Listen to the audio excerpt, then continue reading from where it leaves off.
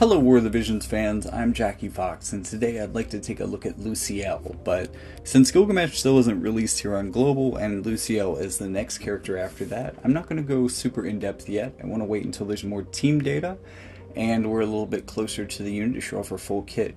But today I wanted to look at her from a war economics perspective. Now, if you don't know about this, there will be a link in the description that will give you the basics on this perspective and why I think it's important, but it is going to simplify her down and it should give you a good overview of what you should expect her to do and specifically how you should expect her to help your team. So she's a healer, and she also has some really good interactions with the agility economy. So this is a character that reminds me a lot of Rinoa, but also a lot of the other Shalza. So she starts off by being very fast. And when I say very fast, I mean she not only has good base speed, but she can also modify that even higher with her passives. She has a 2x haste move, which is very interesting. I really like these. They have probably the best utility for applying haste to the field. She can also vitalize people, and with proper buffing, her casting time can be made instant. So all of those interact with the CT economy. She's going to be getting a lot of turns herself, and she can help her allies maximize their agility so that they get a lot of turns themselves, and then the instant casting is just helpful for her speed in general. For her HP economy, as a healer, she has a lot of ways of working with this. So she has a double re-raise skill, that's her LB. This is pretty powerful. She can also put regen onto people. She has a skill that's basically like a thin Curaga. It's just missing a couple of panels from being a full Curaga, but it is more of a modern style heal, so it's pretty cool. And then she can dispel courage on hit for 2 characters. And she also has the ability to add a 50% HP threshold auto heal. So a lot of stuff here, and I especially like that in addition to having a Curaga style heal, she has 3 different ways of healing that time themselves better naturally. Because with regen, you're getting healing over time. While this isn't a huge effect, it does mean that her timing as a healer is less important to this.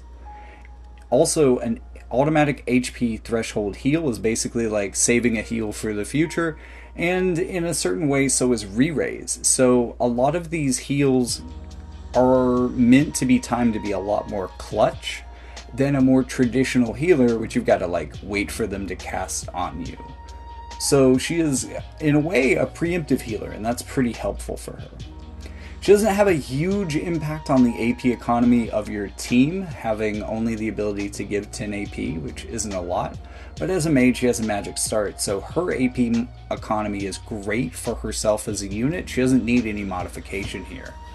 And then in terms of evasion and accuracy, it's important to remember that this particular column has some overlap with CT economy, as things that affect agility often affect evasion, and things that can be detrimental to your opponent's agility, like slow or devitalize, can also increase your accuracy. But other than that, other than her ability to haste and vitalize, increasing her allies' evasion potential, she also has a single target sure hit skill.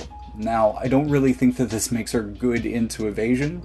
This is more of a bare minimum at this point, I think, for a lot of characters. And this isn't really going to win her any fights. And I'm not even sure that she could one-on-one someone with this.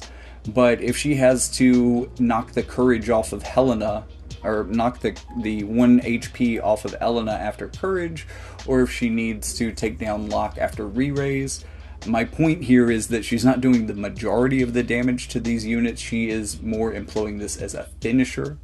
If you think that she's going to get through them all by herself, you're probably mistaken. So with all that being said, that's how you can expect Lucielle to impact your game. If you already have a particularly strong HP economy, you have a lot of HP drain characters or something like that, some of the stuff can be a little bit superfluous, so you may not need that kind of support. On the other hand, she interacts really well as well with the agility economy. So there's a lot of characters that are really going to benefit from this, whether they be evasive or they already are the fastest characters in the game and you just want to push them over the top, or you have a slower team that is maybe more effective in some ways and you want to get them on the same kind of level playing field. Her being able to stack haste and vitalize in some instances could really help you recover ground against an opposing team, because I think that's a total 167% agility. You're nearly doubling your agility there. That's a 2/3 additional agility for you, so that's a pretty big bonus when you combine those two skills. So thank you so much for watching. I've been Jackie Fox. I still am Jackie Fox. I didn't stop being Jackie Fox at any part of this video, but I hope this short sneak peek helps you understand Lucielle from from an overview type perspective.